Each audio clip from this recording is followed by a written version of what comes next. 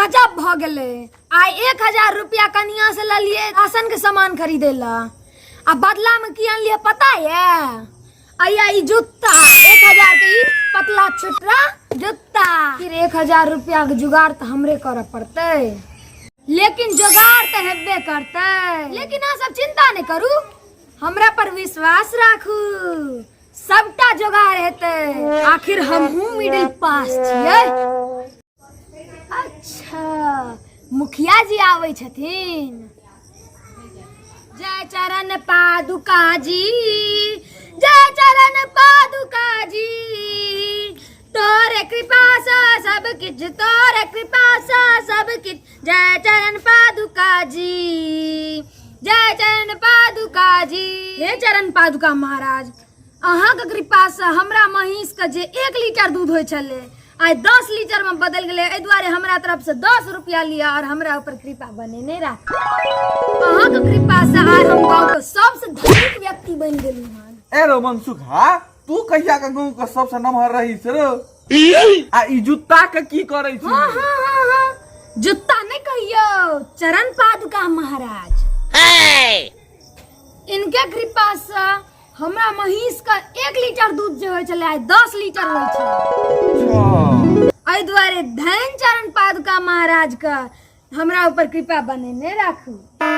हे चरण पादुका महाराज, ई के देत अहाँ के 10 रुपया, हम दै छी अहाँ के 50 रुपया। जय चरण पादुका बस महाराज। एतबी हैया हमहू तो दै छी। हैया लिया हमरा तरफ से 100 रुपया। 100 रुपया देखी तू आए। हे चरण पादुका महाराज, ई अहाँ के की 100 रुपया दै छै, हम देब अहाँ के 200 रुपया। बस 200 रुपया। चरण पादुका महाराज हमरे ऊपर कृपा बनाबी। हैया हमहू दै छी 200 रुपया।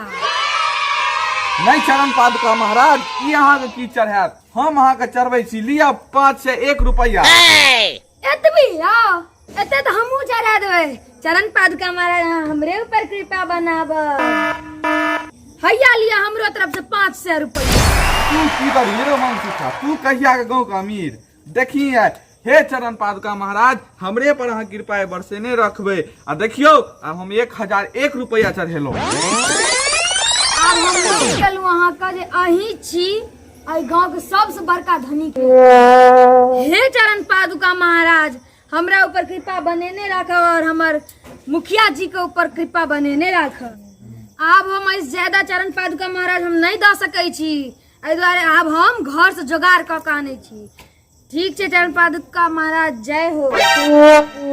देखलिए चरण पादुका महाराज जी, बुझ गेलिए ना, गांव के सबसे अमीर आदमी हम छी। ओ की चढ़ात अहाँ के पाय, हम चढ़ात।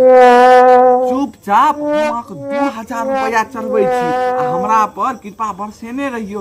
सपना में आयब आ दर्शन अहाँ हमरे टा देब। अहाँ के जे जरूरत हैत से हमरा कहब, अहाँ सपना में आबि कऽ। जय चरण पादुका जी। ओ चरण पादुका, चल अपना जगह पर, चल हमरा पैर में। पैसा तू आबि जो हमरा लगन, तोरे ला तो हम एते कांड रचलू। खक उपास नहीं करे छी, सब बुझ गेलिए ना।